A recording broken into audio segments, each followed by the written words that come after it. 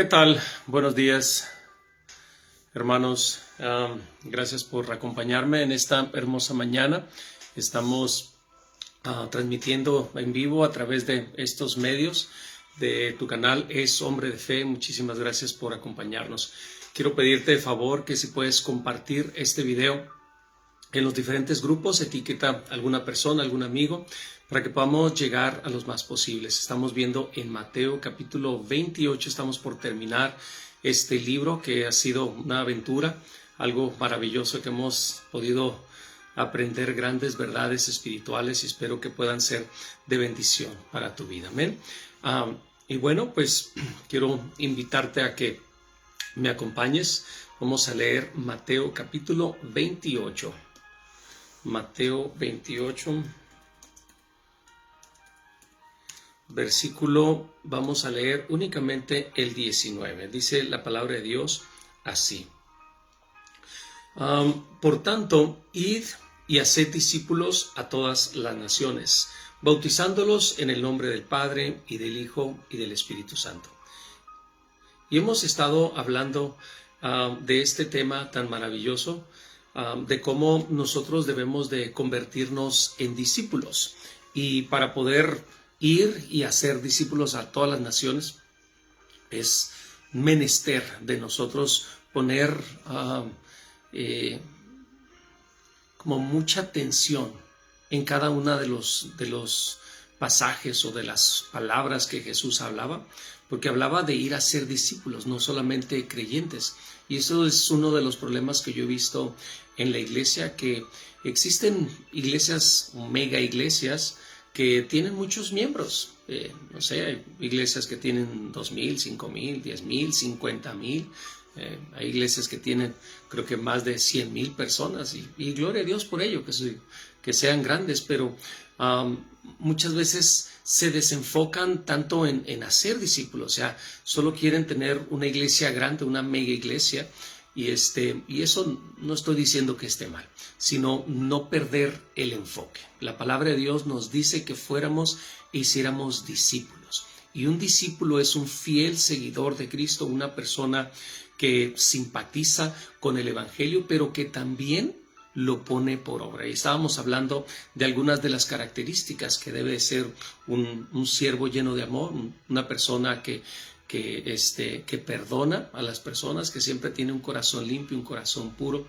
También era una persona que sirve a Dios y otra persona que debe de ser obediente y debe de estar anclado sobre la roca. Y no solamente crear iglesias grandes y personas que nada más simpatizan y nomás vienen, escuchan el mensaje y se van, como si nada hubiera pasado. Nadie se preocupa por ellos, no se preocupan de sus problemas, no se preocupan de que vayan creciendo, de que vayan madurando, de que vayan siendo obedientes a la palabra. Y la gente muchas veces se sienten ya a gusto y mitigan su culpabilidad porque durante toda la semana llevaron su vida normal, como ellos la viven, sin ningún tipo de sacrificio, sin ningún tipo de obediencia, sin ningún tipo de oración, de lectura, de consagración a Dios. Simplemente dicen, bueno, pues toda la semana y ya voy a ir el fin de semana y ya escuchan el mensaje y ya como que salen de ahí y se sienten a gusto. Bueno, pues ya fuiste a la iglesia y puedes estar bien todo el resto de la semana. Y esto ha sido uno de los grandes problemas, amén. Pero debemos de ir y hacer discípulos a todas las naciones. Y este pasaje dice a todas las naciones, ¿ok? Qué importante, a todas las naciones. Ahí habla de ir a todas partes del mundo, no solamente en un solo grupo. Creo que nos cuesta trabajo a muchos poder salir de nuestra comodidad, de nuestra cultura, de nuestro idioma, nuestra casa, nuestros amigos, nuestra familia, papá, mamá, los hermanos, como que ese ambiente nos atrae. Pero el poder dejar todo, dejar atrás, dejar quizás padres, quizás amigos, quizás la cultura, quizás la comida, el entorno donde yo me llevo, donde yo vivo, cuesta trabajo porque tienes que adaptarte a otra cultura. Y muchas personas no quieren hacer eso. Pero entonces es importante que nosotros por amor vayamos y alcancemos. Una de las cosas que debemos de hacer es estar dispuestos a sufrir, a padecer lo que sea necesario. Si vemos en el tiempo de los discípulos, en la época de los hechos, los discípulos sí recibieron instrucciones específicas de parte de Jesús de que se quedaran ahí en Jerusalén hasta que viniera el Espíritu Santo. Y dice que cerca de 40 días después, en el día de Pentecostés, vino y llenó toda la casa y fueron llenos todos del Espíritu Santo. Y desde ese momento hubo un mover grandísimo ahí en Jerusalén. Muchísima gente se convirtió y ellos iban a la sinagoga, iban al templo y estaban predicando. Dice que todos los días no dejaban de congregarse en sus casas. Sin embargo, querían seguir ahí en ese lugar en Jerusalén. Y Dios les había dado instrucciones específicas que fueran por todas las naciones y no querían. Estaban muy a gusto. Pues unos tenían sus esposas, sus papás, sus mamás y ahí sus casas. O sea, era cómodo. O sea, estaban impuestos a eso. Y Dios tuvo que permitir que viniera una persecución de la iglesia. Es muy bonito la historia de la iglesia primitiva, de cómo Dios permitió que esto sucediera. La verdad, hay veces que te pones a ver y dices, ay, qué difícil fue para ellos, porque se levantó el gobierno a perseguir a todos los que proclamaban el nombre de Cristo, a los que decían que Cristo era Hijo de Dios. Los mataban, los crucificaban, los azotaban, los metían a las cárceles. La verdad, fue un tiempo muy, muy difícil. Y Dios estaba permitiendo todo esto. Y hay veces que lo miramos y decimos, ay Señor, qué difícil, o por qué permites este tipo de cosas. Pero todo era por un bien mayor. La verdad, ellos estaban listos. Hay veces que miramos cómo sucedió esta persecución y cómo murieron muchas personas que le llamamos mártires. Y decimos, ay, tanto dolor, tanto sufrimiento, pero era necesario, porque si ellos hubieran estado ahí comoditos en sus casas, quizás no hubiera llegado el evangelio a otras naciones. Y ellos estaban listos para morir. O sea, sabemos que en este mundo venimos solamente por un periodo de tiempo. Venimos a vivir aquí que 100, 120 años es el que más dura. Pero tenemos un propósito, ¿ok? Y si estos hombres se hubieran quedado ahí, hubieran estado a gusto y hubieran muerto y se hubieran ido con Cristo, porque ellos estaban listos, eran hombres obedientes. Pero ¿y los demás? ¿Y las demás personas? Y estaban en desobediencia. Entonces Dios permitió esto y, hermanos, es algo maravilloso. Donde quiera que ellos iban, llegaban a las aldeas, llegaban a los pueblos, llegaban a las diferentes ciudades y la gente en aquel entonces no había hoteles como nosotros los conocemos hoy en día. Había un tipo de mesones y la gente llegaba y los recibía. Y algunos ni siquiera querían quedarse en un mesón porque cuando venían persiguiéndolos los soldados o estos líderes religiosos también que eran parte de ello, eran a los primeros lugares que llegaban. Pero entonces llegaban con familias muy discretos donde nadie se diera cuenta. Pero, ¿qué creen? Venían llenos del Espíritu Santo, venían llenos de ese fuego de Dios. Y cuando llegaban en las noches o durante el día, tocaban la puerta discretamente y le decían, ay, ¿me puedes dar alojamiento? Sí, claro, ¿qué pasó? Ya no digas nada y en silencio. Pero ¿qué es lo que está pasando? ¿Que no te has dado cuenta? No, el Mesías vino. ¿Quién? ¿Cómo el Mesías? El Hijo de Dios vino y empezaban a compartir el Evangelio.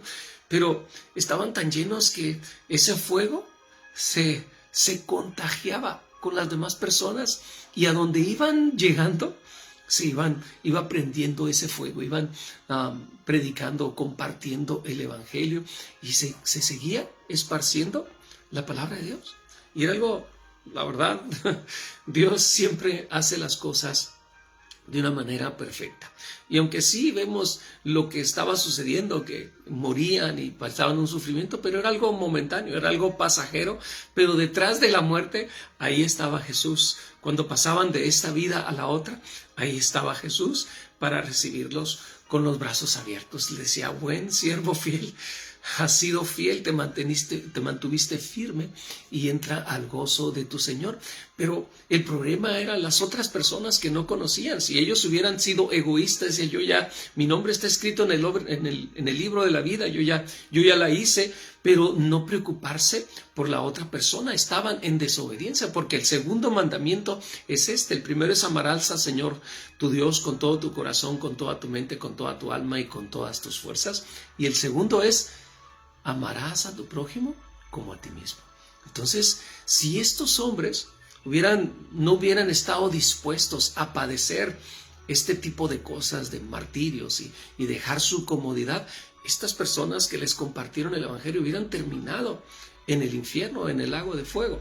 Entonces, era un mal quizás para nosotros, pero era con un fin mayor, de alcanzar a las más almas posibles. Y gloria a Dios por ello, porque gracias a eso nosotros conocimos del evangelio. Si pudiéramos rastrear de cómo llegó el evangelio a nuestras vidas, la verdad sería maravilloso. Yo, platicando con mi abuela una vez, le dije, y abuelita, ¿cómo es que conoció el evangelio?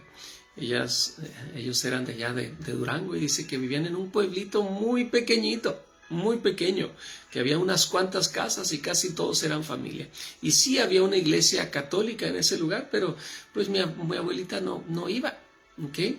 Y dice que un día estaba en el río, estaba lavando ropa como se acostumbraba ya en los ranchos, y dice que oía el correr del agua y ahí estaba lavando la ropa. Y dice que escuchó una alabanza. Fíjate qué maravilloso. Ahí lavando ropa, escuchó una alabanza que venía, y dice que era una mujer la que estaba cantando sin muchos instrumentos. Creo que nada más había una guitarrita, y estaba una familia, un señor, la hija y el esposo, y estaban ahí. Y ya mientras ella estaba ahí lavando, dice que escuchó la alabanza, y dice, ¿qué es esa música? Nunca la había escuchado. Y que una alabanza que empezó a llegar a su mente, y empezó a entender la letra, y empezó a sentir algo dentro de ella, y que empezó de repente a llorar y a llorar y a llorar y a llorar. Y dice, ¿qué es esto que estoy sintiendo? Pero dice algo sorprendente. Dice que no podía, dice, llegó un momento donde ya no podía lavar la ropa, y dice que agarró todo mojado y todo, y lo amarró, la ropa que llevaba y las cosas y jabón y todo, y que se fue buscando la música, y cuando llegó era una familia nueva que había llegado a ese lugar.